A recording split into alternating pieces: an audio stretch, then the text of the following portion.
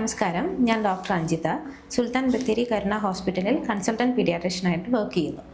നമ്മുടെ കുട്ടികളുടെ സ്കൂൾ തുറന്നതോടൊപ്പം മഴക്കാലവും എത്തിക്കഴിഞ്ഞു. മഴക്കാലം ധാരാളം അസുഖങ്ങൾ പടർന്നു പിടിക്കുന്ന ഒരു സമയം കൂടിയാണ്. അതിലേറ്റവും അധികമായി കാണുന്നത് വൈറൽ ജലദോഷപ്പനിയാണ്. അതിൻ്റെ ട്രീറ്റ്മെൻറ്റിനെ പറ്റിയും പ്രിവെൻഷനെ പറ്റിയുമാണ് നമ്മളിന്ന് ഒരു ഷോർട്ട് ഡിസ്കഷൻ ചെയ്യാൻ പോകുന്നത്. ഇതിൻ്റെ ട്രീറ്റ്മെൻറ്റ് പ്രധാനമായിട്ടും സപ്പോർട്ടീവാണ്. കുട്ടി നന്നായി റെസ്റ്റ് എടുക്കണം, ധാരാളമായി വെള്ളം കുടിക്കണം. പനി, ചുമ, ജലദോഷം മുതലായ ലക്ഷണങ്ങൾ നമുക്ക് ട്രീറ്റ് ചെയ്യാം. പക്ഷേ കുഞ്ഞിന് വല്ലാതെ ക്ഷീണം വരികയോ ഭക്ഷണമോ വെള്ളമോ തീരെ എടുക്കാതിരിക്കുകയോ 3 ദിവസത്തിന് മേലെ വിട്ടുമാറാത്ത രീതിയിൽ പനി ഉണ്ടാവുകയോ ചെയ്യുകയാണെങ്കിൽ നമ്മൾ സ്വയം ചികിത്സ ഒരിക്കലും നടത്തരുത്. എത്രയും പെട്ടെന്ന് നമ്മളുടെ അടുത്തുള്ള കുട്ടികളുടെ ഡോക്ടറെ കൊണ്ടുപോയി കാണിക്കുകയും വേണ്ട ട്രീറ്റ്മെൻറ്റ് എടുക്കുകയും ചെയ്യണം. ഇതിൻ്റെ പ്രിവെൻഷൻ എന്ന് പറയുന്നത് ജലദോഷപ്പനിയുള്ള മറ്റുള്ള ആളുകളുമായിട്ടുള്ള സമ്പർക്കം പരമാവധി ഒഴിവാക്കുക.